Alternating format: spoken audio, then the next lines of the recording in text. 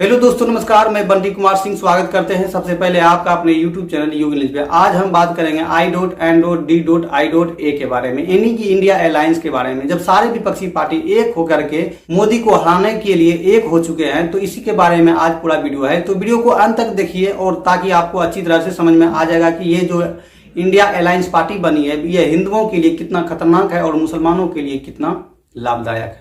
यानी कि सारे विपक्षी पार्टी एक एक करके, सारे मुसलमान का समर्थन है, हिंदू का समर्थन कोई नहीं। जब भी कोई मुद्दा होगा तो मुसलमान का पक्ष में ही मुद्दा होगा। इन हिंदुओं को आज तक सभी इन्होंने नकारा है और आगे भी नकारेगा। तो आप लोग जाग जाइए, इंडिया अलायंस को वोट नहीं दे करके नरेंद्र मोदी को वोट दीजिए। और क्यों दीजिए आप इस वीडियो में देखिए और समझिए और विचार करके आप किसको वोट दीजिएगा, आप हमें कमेंट में जरूर बताइएगा। चलिए देखते हैं। I.N.D.I.A पार्टी बनाने में लगभग इस सारे विपक्षी को 1 साल से भी अधिक समय लगे। आप जरा सोचिए, जब सारे विपक्षी पार्टी को 1 साल से अधिक समय इस पार्टी का नाम रखने में लग सकता है, तो प्रधानमंत्री का उम्मीदवार चुनने में कितना दिन लगेगा। जबकि चुनाव आज से 8 से 9 मंथ के बाद चुनाव होने वाला है, यानी कि अप्रैल मई में चुनाव निश्चित रूप से हो जाएगा।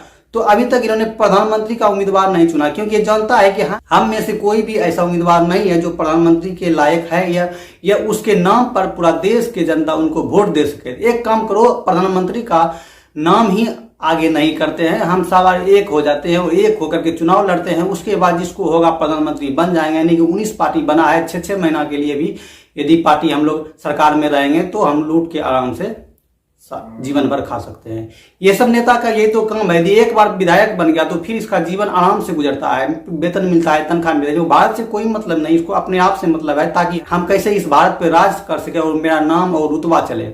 जैसे कि लालू यादव के राज में क्या स्थिति था बिहार का, आप सोच सकते हैं। यदि आप यूपी चल जाइए, यूपी में अखिलेश यादव के राज में क्या स्थिति था यूपी का, आप जान सकते हैं। कि जम्मू कश्मीर में फारूक अब्दुल्ला के राज में क्या स्थिति था जम्मू कश्मीर का, आप जरा सोच सकते हैं। कि पूर्वोत्तर भारत में क्या स्थिति था भारत का आज से 9-10 साल पहले।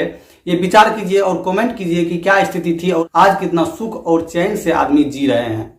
मोदी को हराने के लिए सारे बकरी एक हो चुके हैं, लेकिन ये बकरी को पता नहीं है कि हम कितना भी मिल जाएं, लेकिन शेर का शिकार करना संभव नहीं है। कि शेर के साथ जनता है और जनता ही असली शेर है। मोदी ही देश को आगे की ओर ले जा सकता है, बाकी कोई नहीं। मैं मानता हूं कुछ महंगाइयां बढ़ी है, लेकिन महंगाइयां को कम करने में भी सक्षम मोदी ही है, ना कि राहुल गांधी। राहुल गांधी को तो बोलने का अकल तक नहीं है, तो वो कैसे प्रधानमंत्री का सपना देख रहा है। उसका भाषण सुनेंगे तो आप 5 मिनट का भाषण में आप जो 2 मिनट तक हंसते रहिएगा। खत्म, bye bye, tata, goodbye, गया। ऐसा बात करता है कि आपको समझ में ही नहीं आएगी बोल क्या रहा है। राहुल गांधी आपके दिमाग में है, मैंने मार दिया उसको। वो है ही नहीं, मेरे माइंड में है ही नहीं। गया, वो गया। जिस व्यक्ति को आप देख रहे हो वो राहुल गांधी नहीं है। और इसको सुन कौन रहा है, बकवास। चलिए बात करते हैं मुद्दा पे। ये सारे विपक्षी पार्टी ने I.N.D.I.A बनाया, यानी कि इंडिया को इन्होंने बहुत टुकड़े में विभाजित कर दिया। आपको क्या I.N.D.I.A अच्छा लग रहा है? आप जरा सोचिए कि I.N.D.I.A इसलिए बनाया, इंडिया शब्द इसलिए बनाया ताकि कोई लोग बोल ना सके कि इंडिया हारेगा, ताकि प्रधानमंत्री मोदी नहीं बोल सकेगा कि इंडिया हारेगा। क्योंकि इंडिया से उनको बहुत प्यार है और ये कभी बात नहीं बोलेगा इंडिया हारेगा, इंडिया जीतेगा। इसलिए इन्होंने ऐसा नाम रखा ताकि कोई हारने का कोई शब्द ही ना ले। ये भी सोचिए कि इंडिया ही शब्द इन्होंने क्यों रखा, क्योंकि इनके सारे टुकड़े टुकड़े गैंग इसमें है, इसलिए इंडिया को भी टुकड़ा में डाल दिया। ठीक है, देखो गुल देखो, नेता और आतंकवादी हाथ मिला रहे हैं। इस देश में सब मिले हुए हैं, इसीलिए ना तो कभी यहां आतंकवाद खत्म हो सकता है और ना ही कभी इस देश का भला हो सकता है।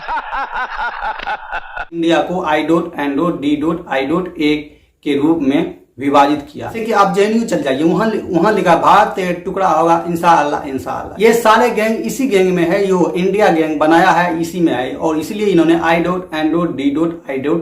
बनाया।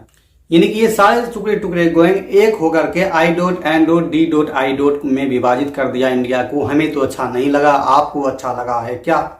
और एक नारा और लगता है, अफजल हम शर्मिंदा है तेरे कातिल जिंदा है। यानी कि जो सुप्रीम कोर्ट तक को इन्होंने बोल रहा है कि अफजल हम शर्मिंदा है तेरे कातिल, यानी कि जिन्होंने संसद पे हमला करे वो इनका हितैषी हो सकता है, तो क्या आपका हितैषी होगा कभी? जो संसद पे हमला करे, संसद पे बम ब्लास्ट करे, उनको फांसी से ये बचाने की बात करता है, ना कि आपको। कभी हिंदुओं के पक्ष में खड़ा हुआ है? यदि हुआ है तो आप कमेंट करके बताइए कि इस समय पे हिंदुओं का पक्ष में खड़ा हुआ है ये सारे विपक्षी। जब रथ यात्रा निकल रहा था तो रथ यात्राओं पर उन्होंने गोली चलवाया, यानी गोरख सेवकों पर भी उन्होंने गोली चलवाया, यानी कि कार सेवकों पर भी इन्होंने गोली चलवाया। यानी कि हिंदू मुस्लिम की जब भी मुद्दा आता है तो ये मुसलमान के पक्ष में हमेशा खड़ा होता है, और होगा, और होते आया भी है। तो ये सारे बकरी को पता है कि शेर को हराना बहुत दुर्लभ है, लेकिन एक काम करते हैं, नरेंद्र मोदी का कुछ सीट काम कर देते हैं। जो हिंदू हितैषी काम हो रहा है, जैसे कि राम मंदिर बन गया, 370 हट गया, ये सारे विपक्षी को ये अच्छी तरह से मालूम है कि प्रधानमंत्री को हराना संभव नहीं है, और हमारे में कोई ऐसा नेता नहीं है जो प्रधानमंत्री का उम्मीदवार के रूप में यानी कि मोदी के सामना कर सके। मोदी का सामना तो दूर, आप एक मुख्यमंत्री, यूपी के मुख्यमंत्री योगी के सामना भी नहीं कर सकता है ये। तो इन्होंने सोचा कि चलो एक ऐसा काम करते हैं, जो भी हिंदू हितैषी काम हो रहा है इसको रोकने के लिए सारे एक हो जाते हैं, ताकि हिंदू हितैषी काम नहीं हो। जैसे कि जम्मू कश्मीर में 370 हटा देना, राम मंदिर बना देना, इत्यादि इत्यादि, यानी कि हिंदू हितैषी काम ना हो, इसलिए इन्होंने एक हुआ है कि हम तो मोदी को हरा ही नहीं पाएंगे, कम से कम ऐसा करते हैं कि लोकसभा में इसका सीट हम कम कर सकते हैं मिल करके, ताकि हिंदू का बिल कोई पास नहीं हो। जैसे कि सरकार में आते ही राम मंदिर का निर्माण करवाना और बाबरी मस्जिद को गुलामी के प्रतीक से मुक्त करना है। यदि ये गठबंधन की सरकार होती, कांग्रेस सरकार होती, तो आपको लगता है कि राम मंदिर कभी बन पाता? तो आपका जवाब होगा कभी नहीं बन पाता, क्योंकि ये कभी हिंदुओं के पक्ष में सोचा ही नहीं। जबकि कार सेवकों पे गोली चलवा सकता है तो ये राम मंदिर कैसे बनवा सकता है?